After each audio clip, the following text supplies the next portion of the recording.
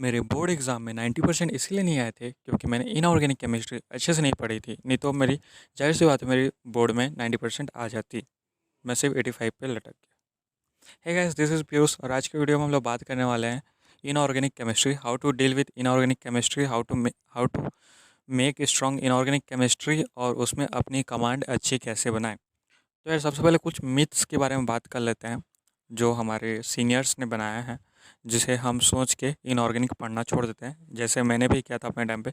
मेरे सीनियर्स ने मुझे बोला था यार ये सिर्फ़ रटने वाला है, सिर्फ़ रटने वाला है, इसको सिर्फ़ रट के ही पढ़ा जा सकता है, इसका कोई ऑप्शन नहीं है। और मुझे बचपन से जो समझने वाली चीज़ें हैं वही पसंद थी, मुझे रटना बिल्कुल पसंद नहीं था। तो मैं सोचा मैंने बोर्ड एग्ज़ाम तक के लिए भी मैंने उसे नहीं पढ़ा। मैंने metallurgy, P block, D block, coordination compound, biomolecules ये सब छोड़ दिया क्योंकि मुझे रटना पसंद नहीं था। और मुझे पता नहीं था कि इनऑर्गेनिक के पीछे भी रीज़न्स होते हैं, जो कि कहाँ मिलते हैं हम लोग को 11th के बेसिक्स में। और 11th में तो हम लोग फुल मस्ती मारते हैं, फुल गेडी मारते हैं। तो इससे क्या होता है हम लोग का इनऑर्गेनिक, ऑर्गेनिक दोनों वीक हो जाता है। फिज़िकल का तो छोड़ो, फिज़िकल थोड़ा उतना ज़्यादा रिलेटेड नहीं है, अगर तुमको मोल कॉन्सेप्ट वगैरह आता है तो तुम आराम से उसको कर सकते हो। तो अब बात करते हैं यार इसको कैसे, इसका सेकेंड मीथ। तो मीथ नंबर 2 ये है कि मोस्ट ऑफ जो सीनियर्स हैं वो लोग बोलेंगे आपको कि आपको इसको सुबह ही पढ़ना चाहिए। लेकिन मेरे हिसाब से अगर आप सोचेंगे तो मैं आपको बताना चाहता हूँ कि इनऑर्गेनिक केमिस्ट्री ऐसा है जब आपको सबसे अच्छा प्रोडक्टिव टाइम जो लगता है आपको, आपके पूरे 24 आवर्स में जिस टाइम आपका पीक रहता है, आप सबसे अच्छा पढ़ पाते हैं, उस टाइम पे इनऑर्गेनिक पढ़िए।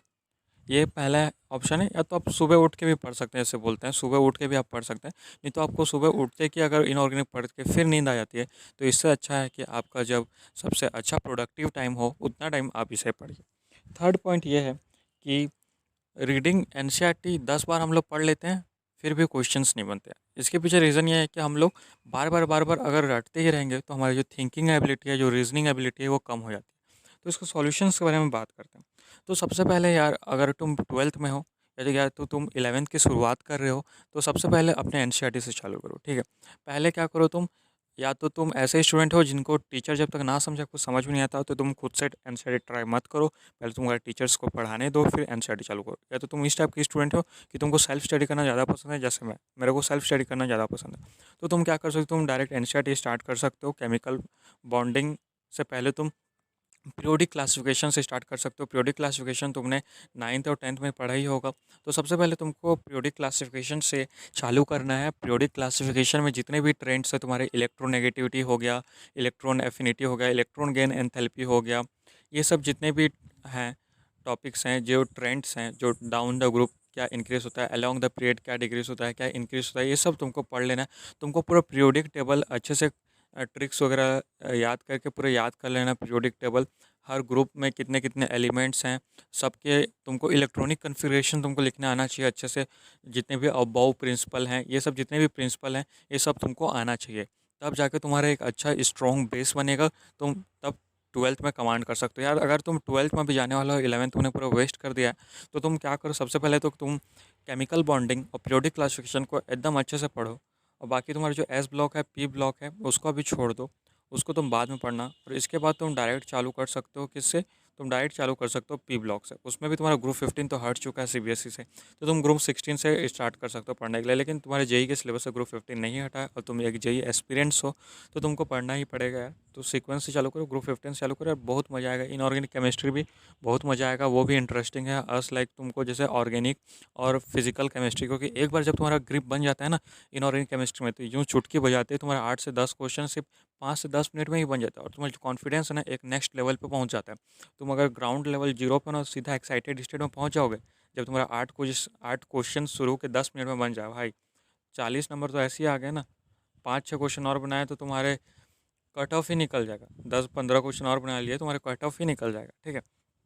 इसके बाद क्या करो, तुम एनसीईआरटी को अच्छे से 2 बार पढ़ो, ठीक है। 2 बार पढ़ने के बाद तुम क्या करो, अब इसके बाद तुम एनसीईआरटी एग्जाम्पलर सॉल्व करो। एनसीईआरटी एग्जाम्पलर के सारे क्वेश्चन सॉल्व लगा डालो यार। उसमें 60 से 70 क्वेश्चन होता है पर चैप्टर।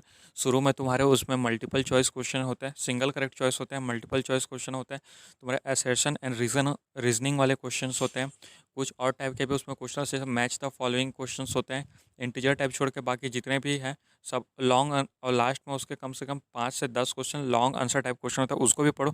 इससे तुम्हारा क्या है, थिंकिंग एबिलिटी और एक क्वेश्चन को कैसे रिप्रेजेंट करते हैं वो भी बढ़ेगा तुम्हारा। हम लोग बात करते हैं कि इसके बाद क्या करते हैं। तो एक बार तुम्हारा जैसे ही एनसीईआरटी एग्जाम्पलर कंप्लीट हो जाए, उसके बाद तुम क्या करो, या तो तुम्हारा मन है तो तुम शॉर्ट नोट्स बनाओ। अगर तुम शॉर्ट नोट्स नहीं बनाना चाहते तो थर्ड टाइम जब तुम रीड करोगे तो जो इंपॉर्टेंट पॉइंट्स हैं उनको अच्छे से अंडरलाइन कर दो। क्या है, तुम जब फर्स्ट टाइम में अगर तुम अंडरलाइन करते जाओगे तो पूरा बुक ही अंडरलाइन हो जाएगा, ठीक है, क्योंकि तुमको सारे चीज़ इंपॉर्टेंट लगे। तो तुम एक बार जब एनसीईआरटी एग्जाम्पलर कंप्लीट कर लो तो तुम प्रीवियस ईयर क्वेश्चन पे जाओ। जब तुम प्रीवियस ईयर क्वेश्चन चैप्टर्स के पूरे लगा डालोगे ना, तब तुमको पता चलेगा क्या क्या इंपॉर्टेंट है, किससे क्वेश्चन पूछते हैं, किस टॉपिक्स नहीं पूछते। तो फिर उन सब टॉपिक्स को थोड़ा ज़्यादा इंपॉर्टेंस देना। वैसे एनसीईआरटी भाई तो मस्ट है जेईई मेंस के लिए, जेईई मेंस के लिए एनसीईआरटी मस्ट है, ठीक है। इसके बाद हम बात करते हैं, इसके बाद हम लोग बात करते हैं यार कि ये जो इनऑर्गेनिक केमिस्ट्री है ना, अगर तुम इसको डेली नहीं पढ़ोगे तो तुम्हारा ये साथ छोड़ देगा भाई। सच बात बता रहा हूँ, तुमको डेली कम से कम 1 आवर, कई लोग बोलते हैं आधा घंटा, भाई आधा घंटा में तो 2 पेज नहीं होते फर्स्ट टाइम पढ़ोगे तो। मिनिमम 1 आवर सुबह उठते के दे दो, या तो तुम्हारा जो पीक टाइम हो वहाँ पे दे दो, और तुम शॉर्ट नोट्स वगैरह भी बना लो।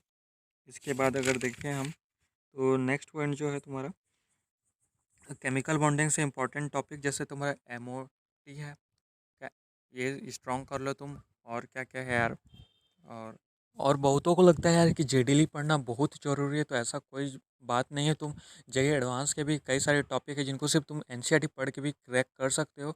बाकी तुमको कुछ स्पेसिफिक टॉपिक है यार जिनको तुमको जेडीली फॉलो करना पड़ेगा। जेई मेंस के लिए कोई ज़रूरत नहीं, जेडीली एनसीईआरटी मोर देन इनफ है। तो जेई मेंस और बोर्ड्स के लिए तुमको सबसे पहले एनसीईआरटी, फिर एनसीईआरटी एग्जाम्पलर, फिर प्रीवियस ईयर क्वेश्चंस, फिर कोई ऑब्जेक्टिव बुक लगाना है वो, या तो तुम्हारे जो कोचिंग का डीपीपी है वो। इससे तुम्हारा जो है इनऑर्गेनिक काफ़ी स्ट्रॉन्ग हो जाएगा। Thank you.